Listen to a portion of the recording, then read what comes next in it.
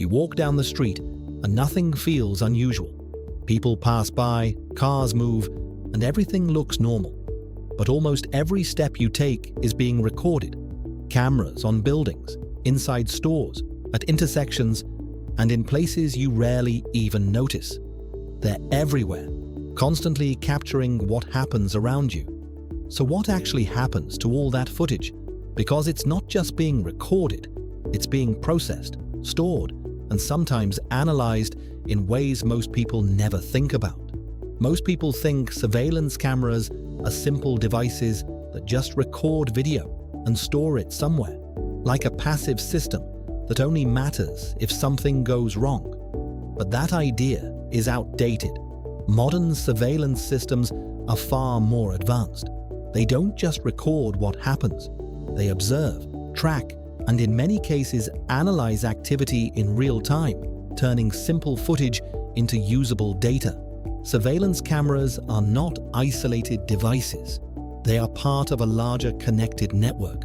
Each camera captures video, but that footage is transmitted to storage systems or control centers.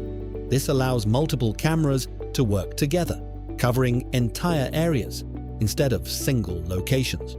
What looks like a single camera is often just one piece of a much bigger system.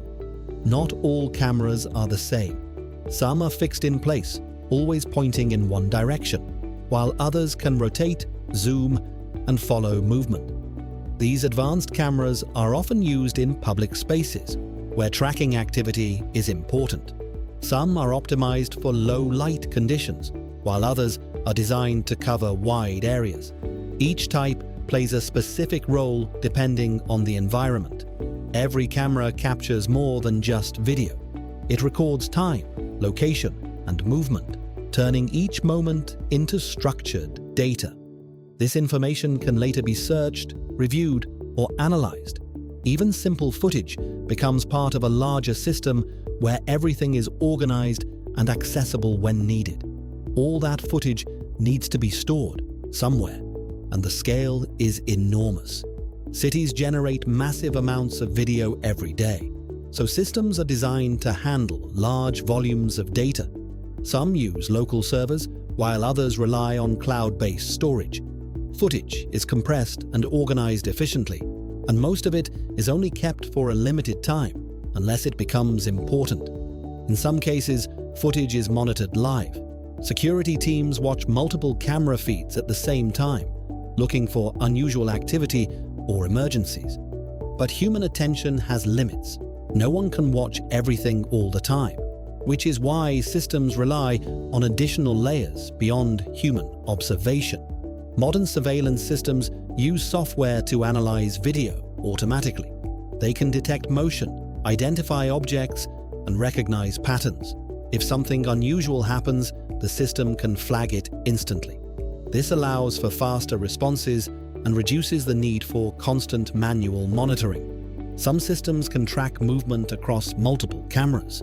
A person or vehicle can be followed from one location to another based on timing and direction. This creates continuity across the network, allowing events to be reconstructed even if they happen across different areas. In some cases, facial recognition technology is used. This allows systems to match faces with stored data. However, it is not used everywhere and often depends on regulations.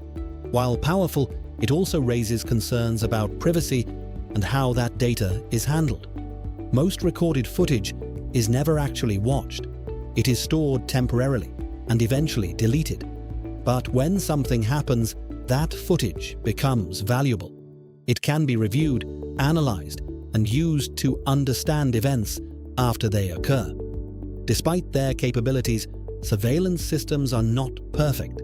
Cameras have blind spots, lighting conditions can affect visibility, and systems can fail. While widespread, surveillance is not absolute, and there are still gaps in coverage. So the next time you walk through a city, remember that you are moving through a network of cameras that constantly record and store information. Most of it goes unnoticed, but it is always there, quietly operating in the background. In many cities, the number of cameras has grown significantly over time. Public spaces, transportation systems, and private businesses all contribute to this network. This creates overlapping coverage, where multiple cameras can capture the same area from different angles, increasing visibility and reducing blind spots. Not all cameras belong to the same system. Some are operated by governments, while others belong to private businesses or individuals. These systems can operate independently, but in certain situations, footage can be shared or accessed when needed, creating a broader network of surveillance. Inside stores, surveillance plays a different role. Cameras are used to prevent theft, monitor customer behavior, and improve store operations. Some systems analyze movement patterns to understand how people move through spaces, which helps businesses optimize layouts and product placement. Transportation networks rely heavily on surveillance.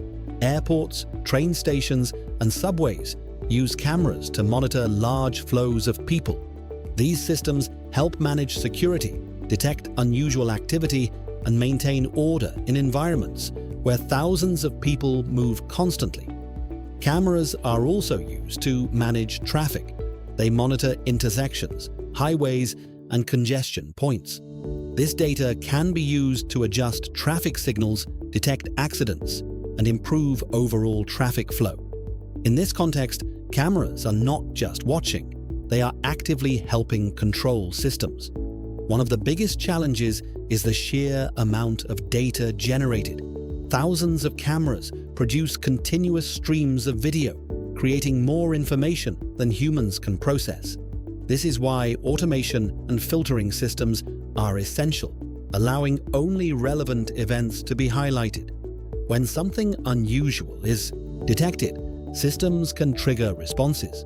Alerts can be sent, footage can be flagged, and actions can be taken quickly. This reduces response time and allows authorities or operators to act more efficiently. As surveillance systems expand, concerns about privacy increase. Questions arise about who has access to the data, how long it is stored, and how it is used.